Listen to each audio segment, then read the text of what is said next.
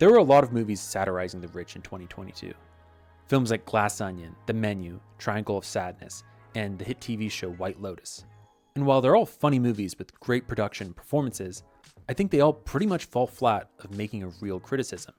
So today I want to take a look at why. First, the visual medium ends up glamorizing the rich. So the issue is that whenever these rich, glamorous lifestyles are portrayed, it often ends up looking extremely fun for the audience. It's not so much a condemnation as a vicarious 2.5 hours. So in The Great Gatsby, Fitzgerald is actually condemning these debauch parties, but in the film, the audience wants to join in. They look awesome. Similarly, The Wolf of Wall Street should be a cautionary story about greed, but instead it's inspired countless bros about how cool it would have been to be Jordan Belfort. It's brought Jordan Belfort back to cultural significance. In The White Lotus, it depicts this hotel from hell. None of the guests are happy, and yet bookings at these hotels are actually up. The searches for these villas in Sicily are up. People want to go on these trips. Watching these luxurious lifestyles makes people want to partake in these luxurious lifestyles. Secondly, corporate satire. So it's a bit hard to take Glass Onion seriously when Netflix paid $400 million for 2 Knives Out sequels, with Rian Johnson personally getting a $100 million. Part of the joke in Glass Onion is the stupid stuff out of touch rich people did during the pandemic. And it's like, actually, you, the filmmakers, you, the studio, and even the actors here are the out of touch rich people. We like seeing out of touch people get their just desserts, but at the end of the day, they're kind of in on the joke.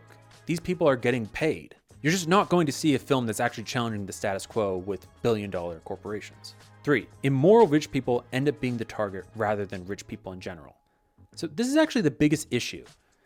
Narratively, it's actually quite difficult to make a story that criticizes wealth in the general and systematic problems that are caused by it. It's often easy to turn the narrative into a Charles Dickens story, where rich people are horrible and unpleasant towards each other and themselves. Spoiler alert, I'm going to talk about the conclusions of these films, so if you haven't seen them, you should stop now. In Glass Onion, Miles Braun is depicted as stupid and, importantly, evil because he stole his partner's genius idea and lied about it in court. But this actually implies that Andy had a billion-dollar genius idea. If Miles just hadn't stolen it, Andy would have been the true, honest billionaire who actually deserved her wealth. Now, this is a way less controversial message. It's honestly hardly controversial at all.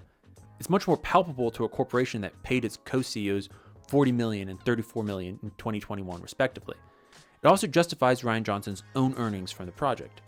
The guests at the Menu's restaurants are all personally immoral and repugnant people who are cheaters, mean, and vain. And in White Lotus and Triangle of Sadness, the guests are all personally awful, and they end up having sad lives because of how mean they are. No, I was actually trying to not be an asshole. That you failed? So this basically turns the lesson into rich people should be nicer, rather than there are systematic problems that need to be changed. The problem with the 1% isn't that they are mean or unhappy. The immorality of the 1% isn't just about stealing ideas from honest billionaires. The problem is that they have all this wealth while many people in their own country don't have healthcare, wages don't keep up with inflation, and homes are becoming increasingly out of reach.